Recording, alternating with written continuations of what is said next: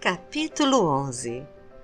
Quando as senhoras se retiraram após o jantar, Elizabeth subiu correndo ao quarto da irmã e, vendo-a bem agasalhada contra o frio, acompanhou-a à sala de estar, onde foi recebida por suas duas amigas com muitas demonstrações de prazer.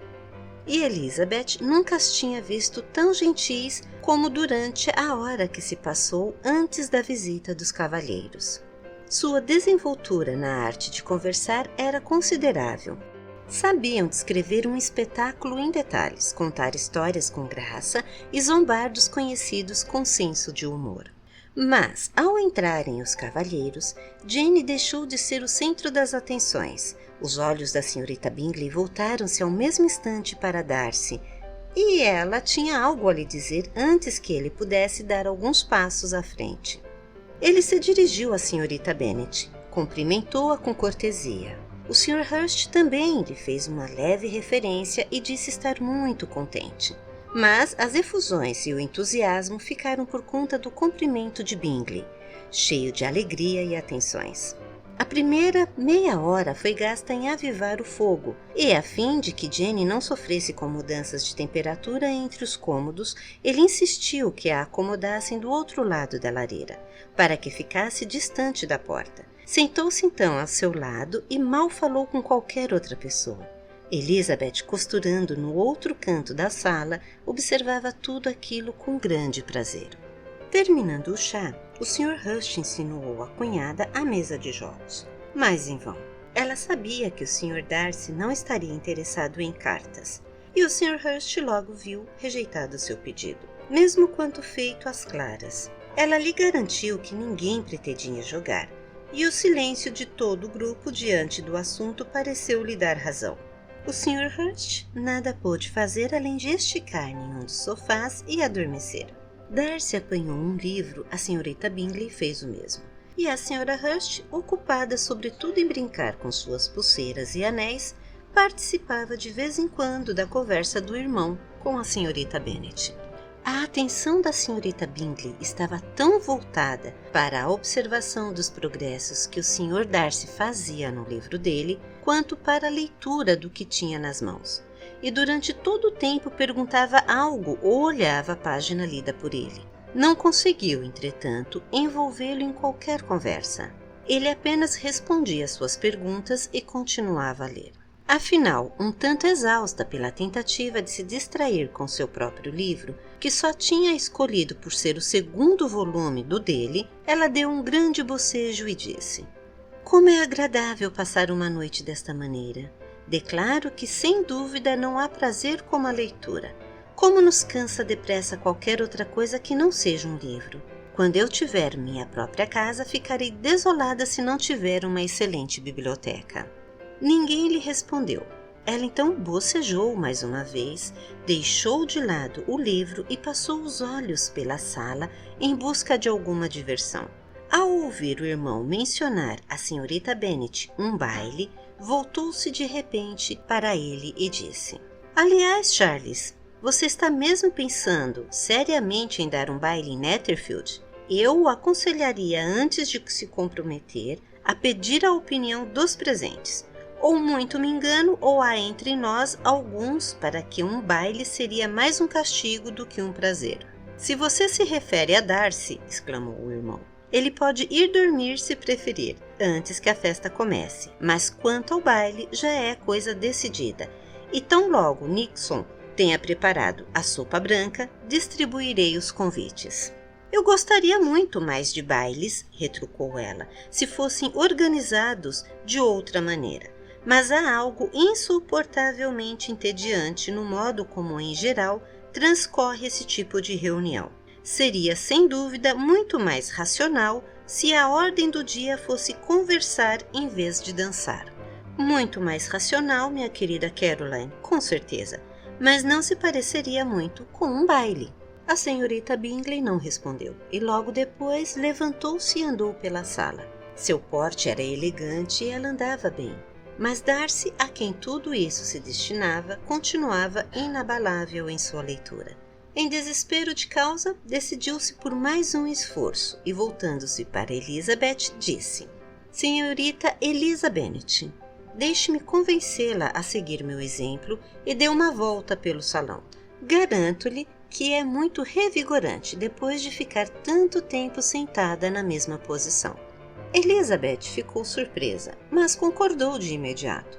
A senhorita Bingley atingiu o real objetivo de sua amabilidade. O Sr. Darcy olhou para cima. Ele tinha tanta consciência da novidade daquele tipo de gentileza quanto poderia ter a própria Elizabeth. E sem perceber, fechou o livro. Foi diretamente convidado para se juntar a elas, mas recusou-se, observando que só conseguia imaginar 2 motivos para que ambas decidissem andar juntas de um lado para o outro da sala, e qualquer que fosse sua presença só atrapalharia. O que ele estaria insinuando? A senhorita Bingley morria de vontade de saber o que ele pretendia dizer com aquilo e perguntou a Elizabeth se ela fazia ideia. A menor ideia, foi a resposta. Mas esteja certa de que ele pretende nos criticar, e a melhor maneira de frustrá-lo será nada perguntar a respeito.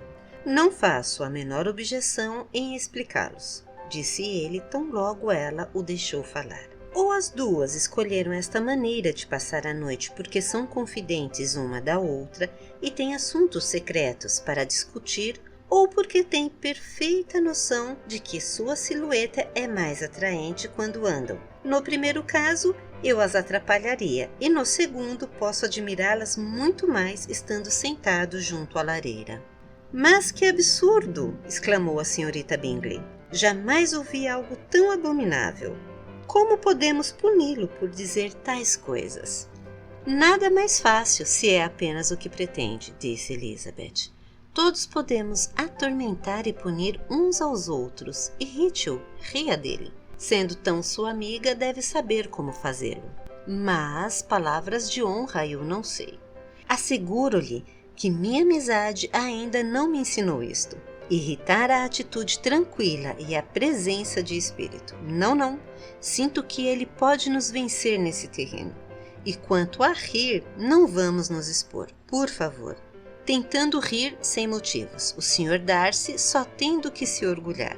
Não é possível rir do Sr. Darcy, exclamou Elizabeth. Este é um raro privilégio e espero que raro continue, pois seria para mim uma grande perda conhecer muitas pessoas assim. Adoro rir. A senhorita Bingley, disse ele, deu-me muito mais mérito do que é cabível. O melhor e mais sábio homem, não. As melhores e mais sábias ações de um homem podem ser tornadas ridículas por alguém cujo objetivo primordial na vida é a zombaria. Com certeza, retrucou Elizabeth. Há pessoas assim, mas espero não ser uma delas. Espero jamais ridicularizar o que é sábio e bom. Tolices e bobagens, extravagâncias e inconsistências sem dúvida me divertem, confesso, e rio delas sempre que posso. Mas tais atributos, suponho, são exatamente os que não lhe são característicos. Talvez isso não seja possível para todos, mas tenho me dedicado a evitar estas fraquezas que com frequência expõem ao ridículo grandes inteligências, tais como vaidade e orgulho.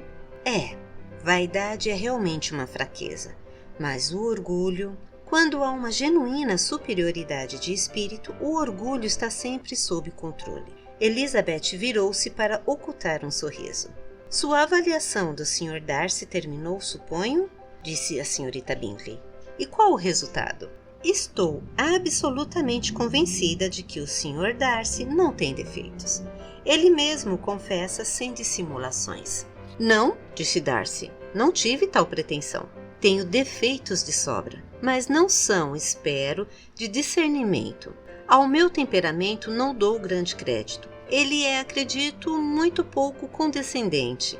Sem dúvida, pouco demais, com as convenções sociais. Não consigo esquecer as tolices e fraquezas alheias tão depressa quanto deveria, nem as ofensas que me são feitas. Meus sentimentos não se esvaem diante de qualquer tentativa de demovê-los. Meu temperamento poderia talvez ser chamado de rancoroso. Minha consideração por alguém Uma vez perdida, está perdida para sempre. Esta é com certeza uma falha, exclamou Elizabeth. O ressentimento implacável é uma mancha no caráter, mas o Senhor escolheu bem a sua imperfeição. Realmente não posso rir disso. De mim, o Senhor está a salvo. Existe, acredito, em todas as naturezas uma tendência para um determinado pecado, um defeito natural que nem mesmo a melhor educação pode extinguir. E o seu defeito é odiar todas as pessoas. E o seu, respondeu ele com um sorriso, é propositalmente interpretá-las mal. Vamos a um pouco de música? Exclamou a senhorita Bingley, cansada de uma conversa da qual não participava. Louisa, você não se importa se eu acordar o Sr. Hurst?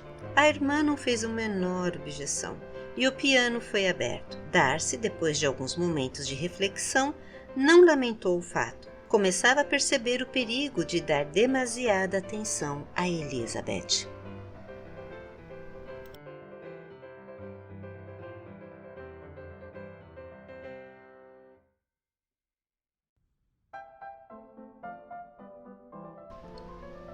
Capítulo 12.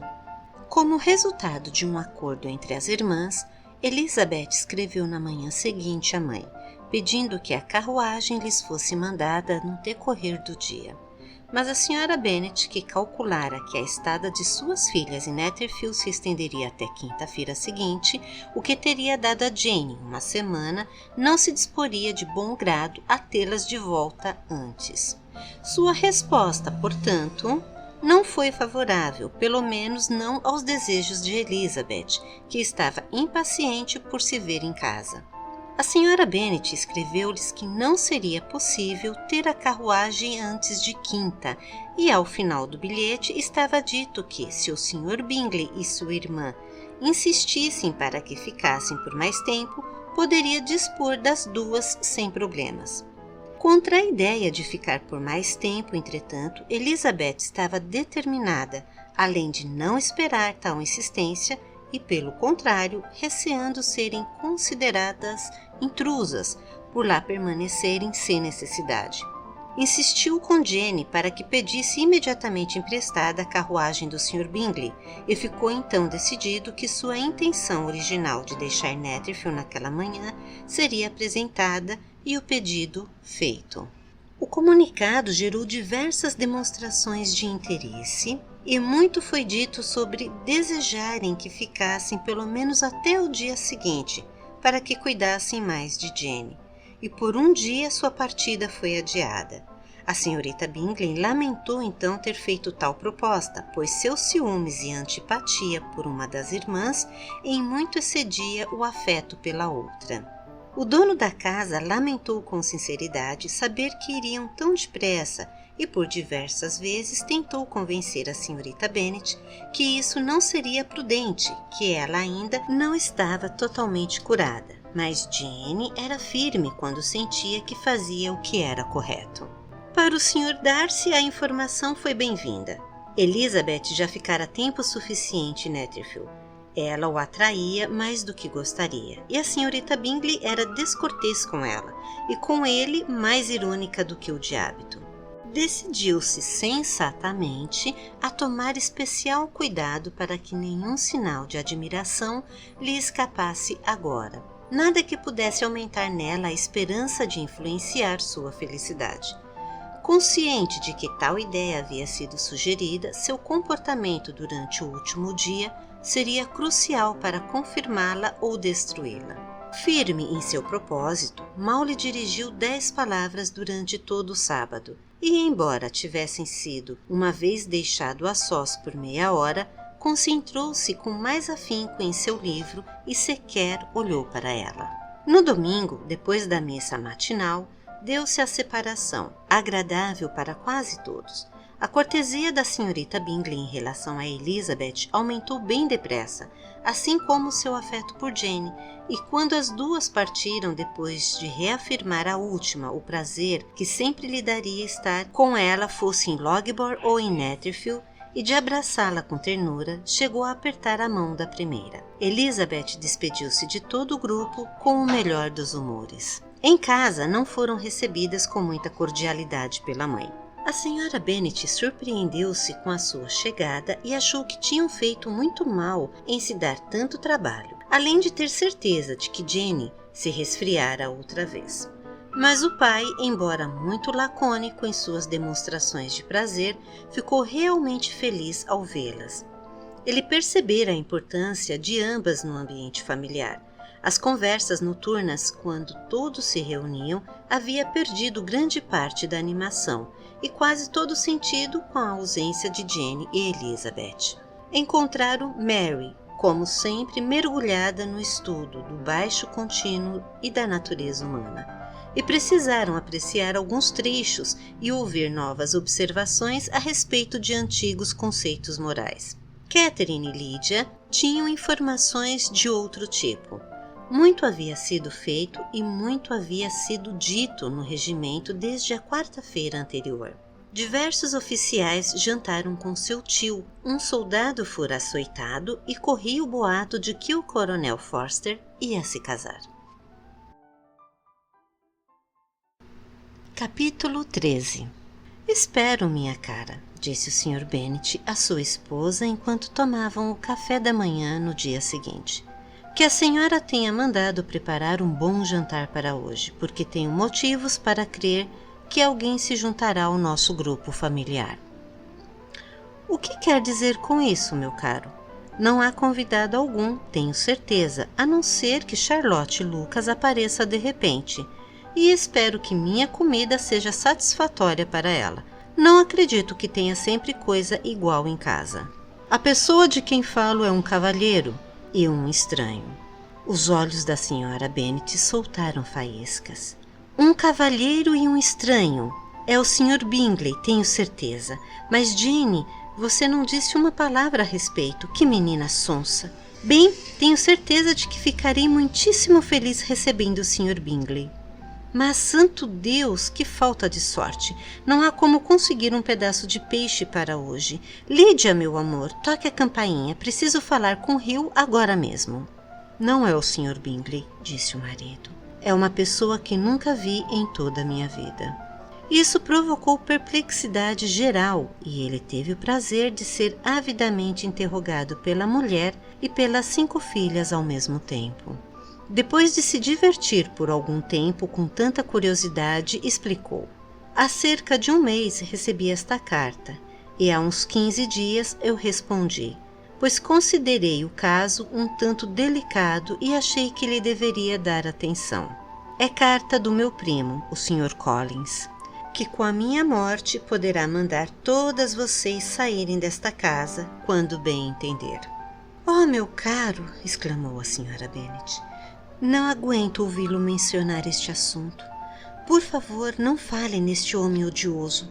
Acho a pior coisa do mundo que seus bens sejam tomados de suas próprias filhas, e tenho certeza de que se estivesse em seu lugar, eu já teria tentado há muito tempo fazer algo a respeito.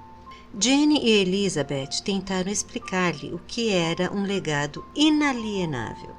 Já haviam tentado fazê-lo diversas vezes, mas este era um assunto a respeito do qual a Sra. Bennet não conseguia raciocinar, e ela continuava a se enfurecer amargamente com a crueldade de se tirar a herança de uma família de 5 filhas, em prol de um homem com quem ninguém se importava. Não há dúvidas de que se trata de uma enorme injustiça, disse o Sr. Bennet. E nada pode isentar o Sr. Collins da culpa por herdar Loughborough, mas se ouvir a carta dele, talvez possa se sentir um pouco melhor, pelo modo como ele se expressa. Não estou certa, e acho que é muito impertinente por parte dele e também muito hipócrita. Odeio esses falsos amigos. Por que não continuar de relações cortadas com o senhor como fazia o pai dele? Boa pergunta. Ele parece ter tido alguns escrúpulos filiais a respeito, como vão ouvir. Prezado senhor, o desentendimento existente entre o senhor e meu falecido e honrado pai sempre me provocou muito constrangimento, e desde que tive a desventura de perdê-lo, mais de uma vez desejei consertar as coisas. Fui, porém, durante algum tempo refreado por minhas próprias dúvidas, receando que pudesse parecer desrespeitoso à sua memória. O fato de eu me relacionar em bons termos com alguém com quem ele sempre preferiu estar em desacordo. Aí está, Sra. Bennet.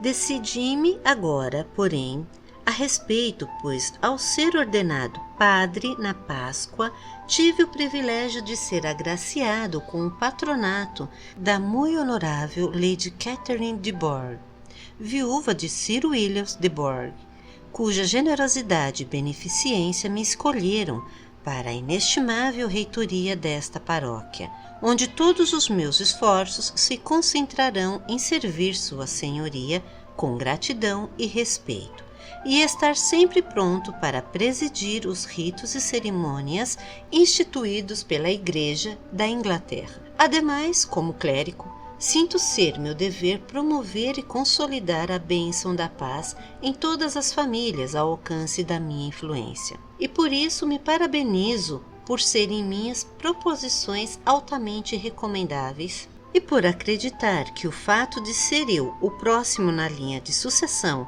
de Longbourn seria gentilmente considerado irrelevante e não o levará a rejeitar este oferecimento do ramo de oliveira. Não posso deixar de estar consternado por ser o instrumento que virá a lesar suas amáveis filhas, e rogo-lhe que me permita lamentar o fato, bem como assegurar-lhe minha disposição de fazer quaisquer reparações possíveis. A partir de agora, se não tiver objeções quanto a me acolher em sua casa, reservo-me o prazer de ser recebido pelo senhor e sua família na segunda-feira, dia 18 de novembro, por volta das 4 da tarde, e talvez abuse de sua hospitalidade até a sábado seguinte. O que posso fazer sem qualquer inconveniência, pois Lady Catherine não fará restrições à minha eventual ausência num domingo, desde que outro clérigo se comprometa a realizar o ofício do dia. Apresento-lhe, caro senhor, meus respeitosos cumprimentos extensivos à sua esposa e filhas, seu devotado amigo, William Collins. Às 4. Portanto, podemos esperar este cavalheiro apaziguador, disse o Sr. Bennet dobrando a carta. Ele parece ser um jovem bastante consciencioso e educado. Palavra de honra, e não tenho dúvidas de que este poderá ser um valioso relacionamento, sobretudo se Lady Catherine for generosa o bastante para deixar que ele nos visite outras vezes. Há algum bom senso no que ele diz a respeito das meninas, seja como for, e se ele estiver disposto a fazer-lhes reparações, não serei eu a desencorajar. Mesmo sendo difícil, disse Jenny, adivinhar de que modo ele pretende nos conceder o que acredita merecermos, tal desejo, sem dúvida, fala a seu favor. Elizabeth estava sobretudo impressionada pela extraordinária deferência com que o rapaz se referia a Lady Catherine e por sua virtuosa intenção de batizar, casar e enterrar seus paroquianos sempre que necessário. Ele deve ser excêntrico, imagino, disse ela. Não consigo formar uma opinião. Há algo pomposo demais em seu estilo, e o que pretende ao se desculpar por ser o próximo na linha da sucessão. Não devemos supor que faria algo, se possível? Acredita que ele seja um homem sensato, meu pai? Não, meu bem, não acredito. Tenho grandes esperanças de descobrir nele exatamente o oposto. Há em sua carta um misto de servilismo e presunção que promete muito. Estou impaciente para conhecê-lo. Quanto à redação, disse Mary, a carta não parece ter defeitos. A ideia do ramo de oliveira talvez não seja muito nova, mas acho que foi bem colocada. Para Catherine e Lydia, nem a carta nem seu autor tinham qualquer interesse. Beirava o impossível que o seu primo aparecesse num casaco scarlet e há algumas semanas não se sentiam atraídas pela companhia de um homem cujo traje fosse de qualquer outra cor. Quanto à mãe, a carta do Sr. Collins apagara muito de sua má vontade e ela se preparava para recebê-lo com uma calma que deixava atônitos o marido e as filhas. O Sr. Collins foi pontual e recebido com grande cortesia por toda a família. O Sr. Bennet pouco disse, na verdade, mas as senhoras estavam bem dispostas a conversar e o Sr. Collins também não parecia precisar de encorajamento nem estar inclinado a se calar. Tratava-se de um rapaz alto e robusto, de 25 anos. Seu ar era grave e imponente e suas maneiras muito formais. Não se passou muito tempo após sua chegada sem que ele cumprimentasse a Sra. Bennet por ter filhas tão bonitas. Disse que ouvira falar muito da beleza das moças, mas que naquele caso a fama não fazia justiça à verdade, e acrescentou que não tinha dúvidas de que as veria todas casadas a seu devido tempo. Tal galanteio não foi muito do agrado de algumas de suas ouvintes, mas a Sra. Bennet, que não se aborrecia com elogios, respondeu com presteza: "Ah, senhor, isso é muito gentil, estou certa, e desejo de todo o coração que assim seja, pois de outro modo elas ficariam bastante desamparadas. As coisas são dispostas de forma estranhas. A senhora talvez se refira à sucessão desta propriedade. Ah, é verdade. Deve concordar que este é um assunto doloroso para minhas pobres filhas. Não que eu tencione culpar o senhor, pois sei que neste mundo tais coisas são questão de sorte. Não há como saber quem se beneficiará de uma herança a partir do momento em que os bens tenham sido vinculados. Sou muito sensível, minha senhora, à provação de minhas lindas primas e teria muito a dizer sobre o assunto, mas não gostaria de parecer petulante ou precipitado. Posso, porém, garantir às jovens que vim preparado para admirá-las. No momento, nada mais direi, mas talvez quando nos conhecermos melhor. Foi interrompido pelo aviso de que o jantar estava servido e as moças sorriram entre si. Não foram elas o único objeto de admiração por parte do Sr. Collins. O vestíbulo, a sala de refeições e todos os móveis foram examinados e elogiados, e seus comentários teriam tocado o coração da Sra. Bennet, não fosse pela mortificante suposição de que ele considerasse tudo aquilo sua futura propriedade. O jantar também foi, a seu tempo, muitíssimo apreciado, e ele pediu que lhe dissessem a qual de suas lindas primas se devia a excelência de seu preparo. Mas foi devidamente posto em seu lugar pela Sra. Bennet, que lhe afirmou com alguma aspereza que eram perfeitamente capazes de mandar um bom cozinheiro e que as filhas nada tinham a fazer na cozinha. Ele pediu perdão por tê-la desagradado. Num tom mais suave, ela declarou não estar ofendida, mas ele continuou a se desculpar por mais 15 minutos.